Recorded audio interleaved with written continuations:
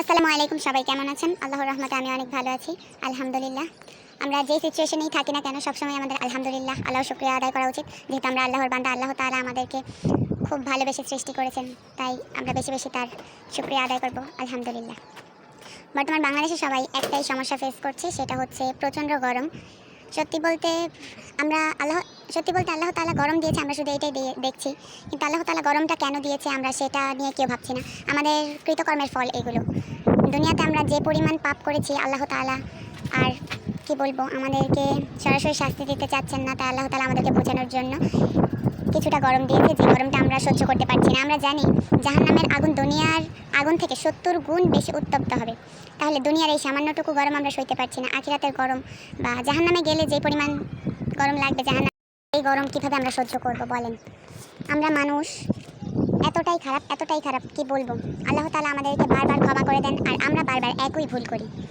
আমরা আল্লাহকে ভুলে গিয়ে নাফরমানিতে লিপ্ত হয়ে থাকি, যা আল্লাহ এখন সহ্য করতে পারছে না। তাই আমাদেরকে সামান্যটুকু গরম দিয়ে বোঝানোর চেষ্টা করছে যে, হে বান্দা, তোমরা দেখো যে দুনিয়ার এই সামান্য গরম তোমরা সইতে পারছো না, তাহলে জাহান্নামের এই ভয়াবহ শাস্তি কী করে সইবে? এখন আমাদের সবার উচিত আল্লাহর কাছে বেশি বেশি ক্ষমা চাওয়া এবং আল্লাহর কাছে বলা যে, হে রাব্বুল আলামিন, আমরা ভুল করেছি, আমাদের ভুলের কি ক্ষমা হয় না? হে রাব্বুল আলামিন, আপনি তো মহান, আপনি আমাদের সবাইকে ক্ষমা করে দিন। আমরা আল্লাহর দরবারে বেশি বেশি ক্ষমা চাইবো, যাতে আল্লাহ তাআলা আমাদেরকে ক্ষমা করে দেন, এবং আমাদের আশেপাশে যারা আছে তাদের সবাইকে বলবেন যেন আল্লাহর কাছে মাফ চায়।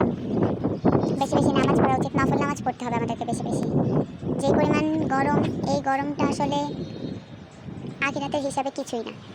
তাহলে যেহেতু আখিরাতের হিসাবে এই পরিমাণ গরমটা কিছুই না, তাহলে আমাদের সবার চিন্তা করা উচিত আমাদের কৃতকর্মের জন্য আখিরাতে আমরা কী পরিমাণ শাস্তি ভোগ করব। আর যেই ভয়ানক শাস্তি, এটা হচ্ছে সহ্য করার মতো নয়। তাই আমাদের সবাইকে বেশি বেশি ইস্তেগফার করতে হবে, বেশি বেশি আমল করতে হবে, এবং আল্লাহর কাছে সকল গুনাহের জন্য পানাহ চাইতে হবে।